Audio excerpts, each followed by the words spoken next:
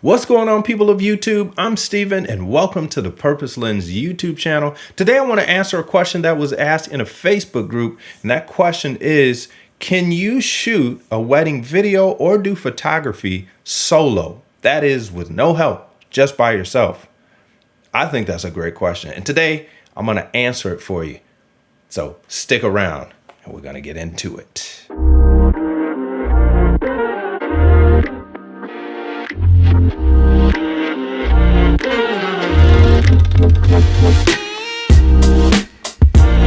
So if this is your first time discovering this channel here, I want you to subscribe below and click the notification bell. I'm going to be producing a lot more videos. I've said this in the past, but with the recent things that have been going on, a lot has changed. So I'm going to have a lot more time to share my knowledge and skill set with you guys for free. Doesn't cost you anything. So just go ahead and subscribe. But let's get to the question at hand. Can you shoot a wedding video or do photography solo? So I'm going to just straight out answer the question first, and then we'll get into the details.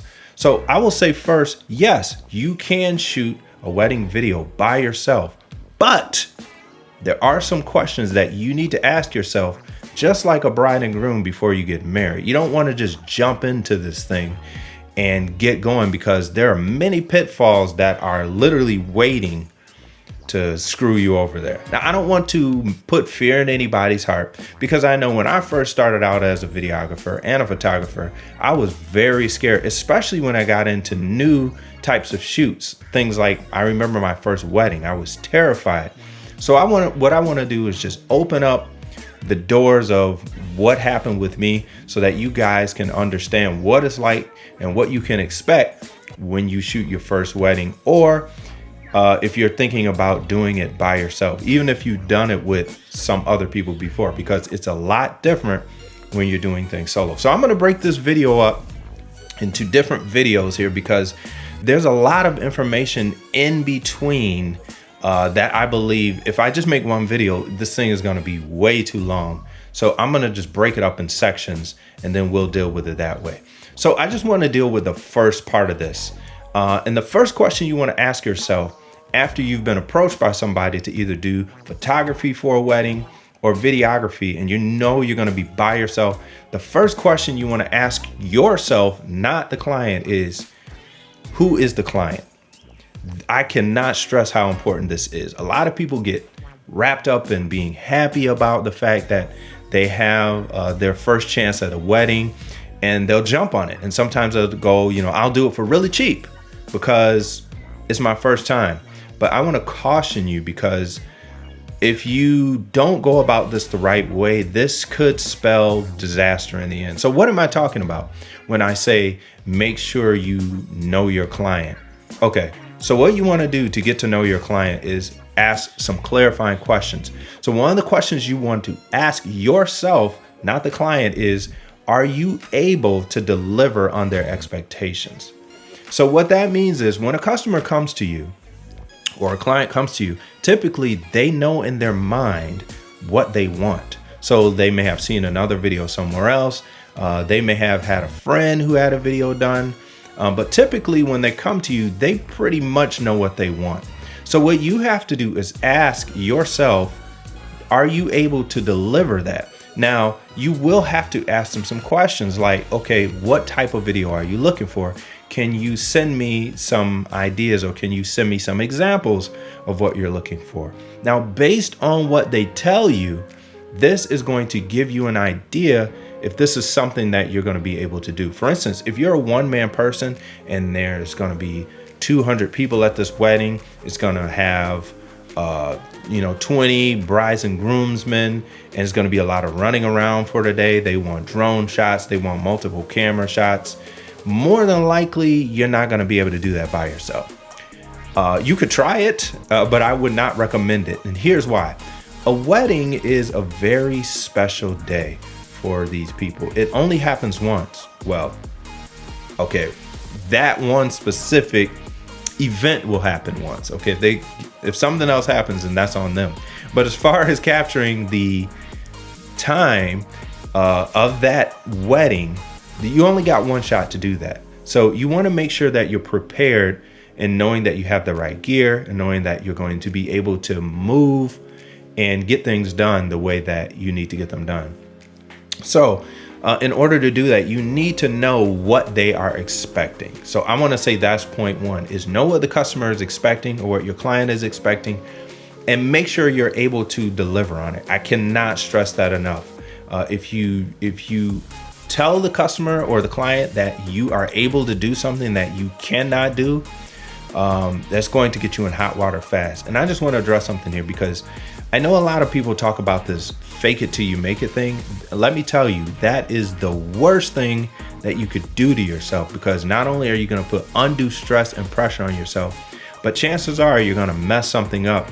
And then once you get bad reviews, if you have a website and things like that, it's going to be very difficult to correct that, especially when there's evidence out there that you messed up, like a video that you deliver to customers. People will share that stuff, and then you'll be out there as the guy who doesn't know how to do whatever. So don't fake it till you make it. Always be genuine and authentic with your customers or your clients, and let them know, hey, listen, this is what I'm capable of doing. I can't do this. They're going to appreciate your upfrontness and your truthfulness if you do that. So don't be afraid to tell the customer the truth, even if it costs you that job. Trust me, in the long run, it's going to play out better for you if you don't fake it till you make it. Okay, so this brings me to point two of getting to know your customers, which is you need to know what price range your customer or your client is looking at. So a lot of times you can pretty much tell really quickly by what someone is willing to spend, because their first question to you will be how much. It won't be what services do you offer, how long does it take. It'll have very little to do with the actual work. They will first bring up the price. Now, this doesn't always mean that that person is only price shopping, because they may have a budget in mind, but just keep that in mind. If you hear that first, if they talk about pricing, then you want to make sure you have an idea of where they are. Now, I will recommend this. If you're going to be doing videos and things like this professionally, and this is something you really want to do, you need to develop a pricing chart or a pricing scheme. And the reason why you want to do this is because what will happen is you will get customers who will say, well, I only want this amount of coverage. How much is that? And then you give them a price. Let's just say let's just give a scenario here. Let's say someone wants a wedding done and they say, okay, my wedding is going to be a short wedding. It's only going to be 3 hours long. How much do you charge for that? You may go, oh, 3 hours, let's do $1,200. And they go, okay. And they say, well, what if you just come for 2 hours? Then how much is it? See, now you're in a situation to where you are having to change your prices based on what they want to pay.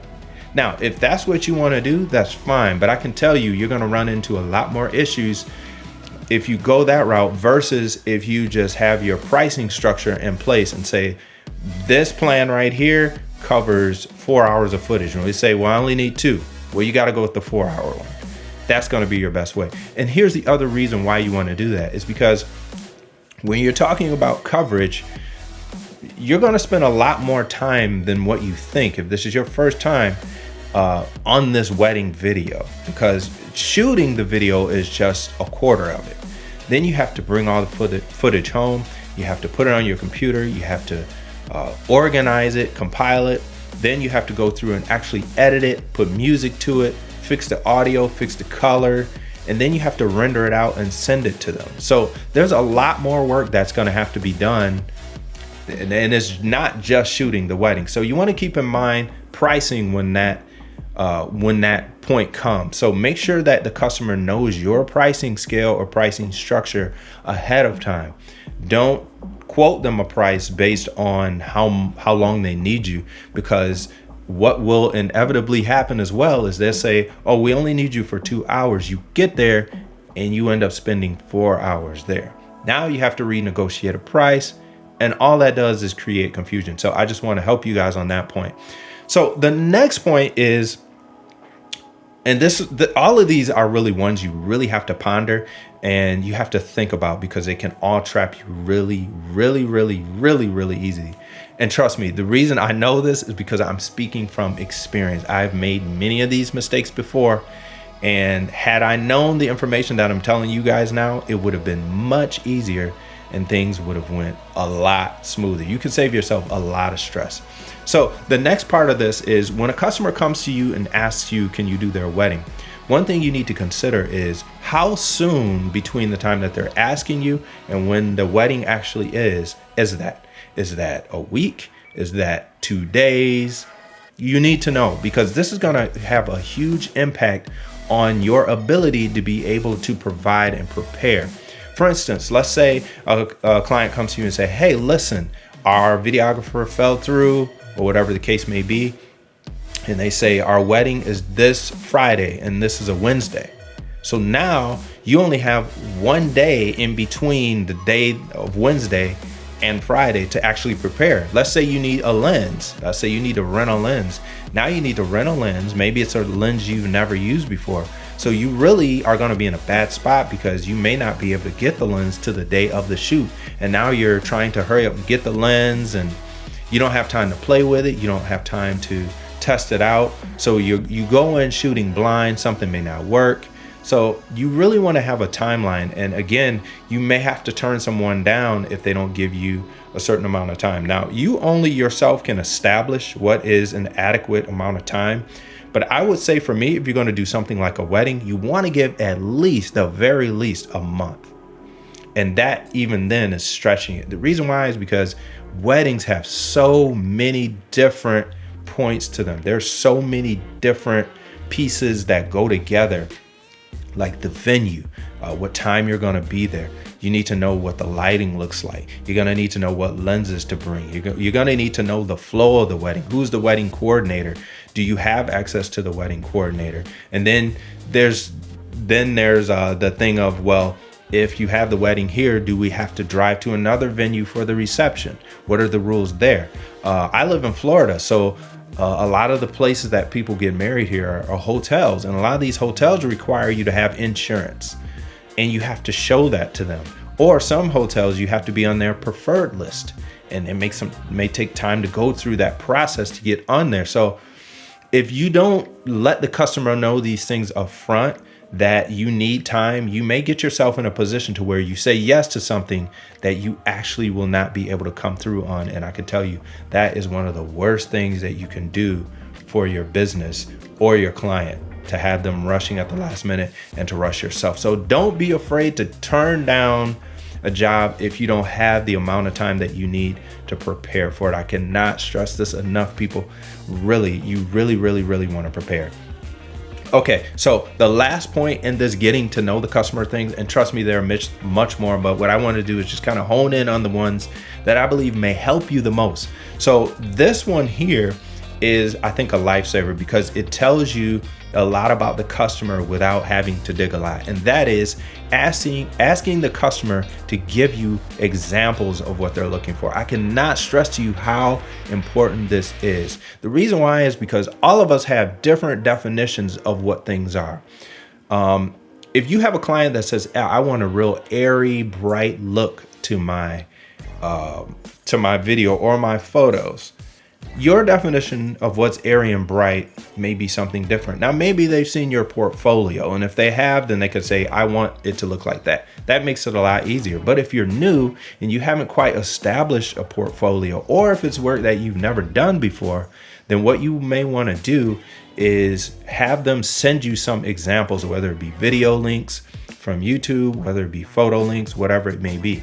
But once you have that, then you have a better idea of what you're working with. And secondly, if you're actually able to deliver those things. And again, this is where being honest and truthful and forthright with your clients is going to pay off dividends. It's going to pay off largely.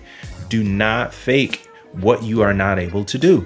Again, you're going to only hurt yourself in the end. If there's some type of editing that they like that you're not able to do, let them know that up front. You could even say something like, listen, I will shoot these photos for you, and I can get an editor that will edit them this way. Now, a lot of people will say, well, don't say that because it sounds bad for your business. If you don't want to say that, that's fine. But either way, whatever your approach is, always, always, always be honest with the customer. Do not allow yourself to get in this mindset of, well, if I turn this down now, I'll never get a job and they'll never trust me. Don't go that route. And this is the last thing I'll say, and then we'll go on to the next portion. But I will say this: if you want to be successful at videography, photography, one thing I cannot stress enough is to get to know your gear. Get to know your gear. And what I mean by that is know how it works. Understand photography, understand videography, know frame rates, no picture profiles, no aperture, no f-stop, no ISO. You have to know these things. If you don't know what these things are, it's only going to be bad for you when you get out there in the field. There's nothing like going out to do a shoot and something happens with your camera and you don't understand what's going on. I'll tell you something that happened to me when I first started out. So, and then we'll be done with this. So when I first started out, I took time to get to know my camera, but I didn't know all of the different functions. And what happened was I had my camera there, and every time I hit the shutter button, the thing would take like 5 pictures, but it wouldn't be like, it would be like, so I didn't understand what was happening. But what was happening is the camera was in bracket mode. So I didn't realize that it was taking a photo at different exposures. It would take 4 different photos at 4 different exposures, and you could set that in the camera. But I had no idea what was going on. Like, some of my pictures were bright, some were dark, and I'm like, I'm not changing any settings. Why is this happening? So again, people, I cannot stress to you enough how important it is to make sure that you know your gear. So that is it, folks, for right now. But I will be releasing other videos to answer the same question: can you shoot a wedding solo by yourself? And again, do not be afraid to try new things. Listen, people, you only get one shot at life. I believe we're all born with a purpose. Study your craft, hone your skills, and keep shooting. If you have any comments or questions or anything like that, feel free to leave them below. Thank you guys for watching. And again, I just want to remind you guys to like, share, and subscribe. Click the notification bell so that you know when new videos are coming out. And again, thank you for watching, and I'll holler at y'all later. I'm out. Peace. Be share and like and subscribe.